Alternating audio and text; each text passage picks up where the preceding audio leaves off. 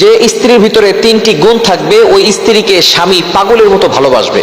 বর্তমানে প্রত্যেকটা নারীরা, বিশেষ করে মা বোন আমাদের কাছে ফোন দিয়ে বলে, হুজুর স্বামী আমাকে ভালোবাসে না, স্বামী আমাকে মহব্বত করে না।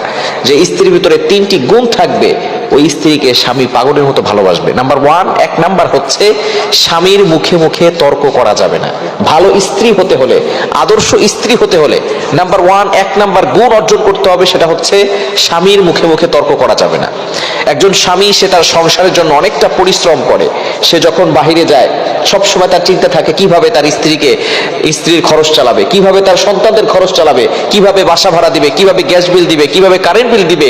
এই ধরনের চিন্তা স্বামীর ভিতরে আসে না নাই? এতটা পরিশ্রম করার পরে যখন তার মেজাজটা হট থাকে, সারাদিন কাজ করে আসার পরে যখন বাসায় আসে, তখন কিছু নারী এমন আছে, কিছু স্ত্রী এমন আছে, স্বামীর সাথে অকথ্য ভাষায় গালাগালি করে। স্বামীকে বলে এটা আনো নাই কেন, এটা আনো নাই কেন, এই করো নাই কেন, সেই করো নাই কেন। যার কারণে দেখা যাচ্ছে সংসারগুলো টিকতেছে না। স্বামীকে বুঝতে হবে স্বামী যে পরিশ্রম করতেছে সে তার নিজের একার জন্য নয়, সে তার স্ত্রীর জন্য, তার সন্তানদের জন্য পরিশ্রম করতেছে। এইটা অধিকাংশ স্ত্রীরা বোঝে না। এজন্য আদর্শ নারী হতে হলে স্বামীর মুখে মুখে তর্ক করা যাবে না। বিশেষ করে মা বোনরা যারা আছেন ভালো করে বুঝেন, এই মেসেজগুলো বাড়িতে পৌঁছে দিবেন, বিশেষ করে বাড়িতে পৌঁছে দিবেন। একজন স্বামী অত্যন্ত পরিশ্রম করে। আপনার স্বামী আছে বলেই আপনার সম্মান আছে। আপনার স্বামী হচ্ছে আপনার জন্য ঢাল। আপনি বাবার বাড়ি যান আর শ্বশুর বাড়ি যেখানেই থাকেন এখন, আপনার স্বামী হচ্ছে আপনার সাহস। স্বামী আপনার জন্য ঢাল হয়ে দাঁড়াবে। এই স্বামীর সাথে যদি সম্পর্ক ছিন্ন হয়ে যায়, বাপের বাড়িও শান্তি থাকবে না, শ্বশুর বাড়িও শান্তি থাকবে না, কোথাও আপনি কোনো সম্মান পাবেন না, রেসপেক্ট পাবেন না। মানুষ আপনাকে খারাপ চোখে দেখবে, এই সমাজ আপনাকে খারাপ চোখে দেখবে, আপনাকে খারাপ প্রপোজ করবে। এজন্য খবরদার, স্বামীর সাথে যাতে করে খারাপ ব্যবহার না করা হয়। হ্যাঁ, স্বামী খারাপ, স্বামীর চরিত্র ভালো না, স্বামীর এই সমস্যা ওই সমস্যা, অনেক সমস্যা স্বামী থাকতে পারে, কিন্তু আপনার স্বামী কি ফেরাউনের থেকে বেশি খারাপ? ফেরাউনের থেকে বেশি খারাপ আপনার স্বামী?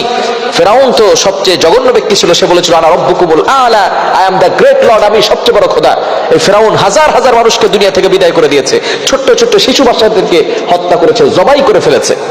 এই ফেরাউনের সাথে আসিয়া থেকে তার স্বামীর কৃতজ্ঞ স্ত্রী হয়ে দুনিয়া থেকেই হাসতে হাসতে জান্নাত দেখতে দেখতে দুনিয়া থেকে বিদায় নিয়েছে।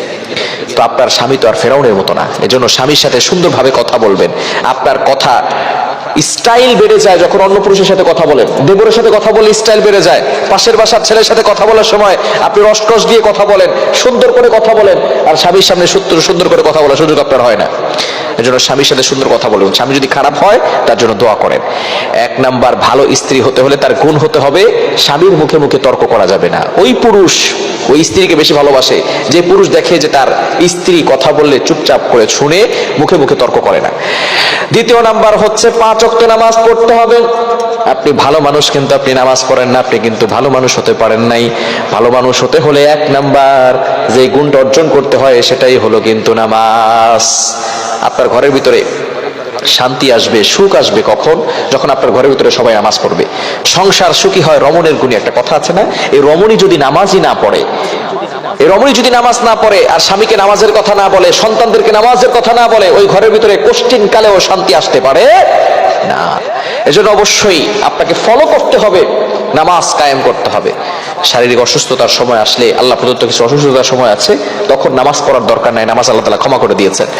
এজন্য নামাজ পড়তে হবে। নিজে নামাজ পড়বে, স্বামীকে নামাজ পড়তে বলবে, বিশেষ করে নফল নামাজ পড়বে। তাহাজ্জুদের সময় উঠে স্বামীর জন্য দোয়া করবে, আল্লাহ আমার স্বামীকে ভালো করে দাও, আমার স্বামীর ব্যবসার ভিতরে বরকত দিয়ে দাও, চাকরির ভিতরে বরকত দিয়ে দাও, আমার সন্তানদেরকে কবুল করো, সন্তানদের মেধা বাড়িয়ে দাও, তাদের পরীক্ষা উত্তীর্ণ হওয়ার ব্যবস্থা করে দাও।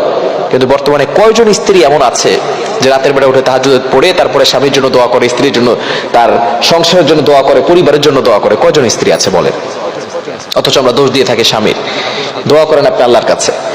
তৃতীয় নাম্বার হচ্ছে ভালো স্ত্রী হতে হলে পর্দা করতে হবে। আপনি পর্দা করছেন না, আপনি ভালো স্ত্রী হতে পারেন নাই। আপনি সঠিকভাবে পর্দা মানছেন না, আপনি ভালো স্ত্রী হতে পারেন নাই।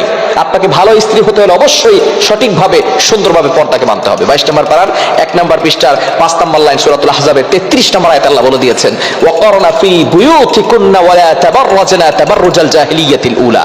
ইউ স্টে এট হোম, তোমরা ঘরে অবস্থান করো।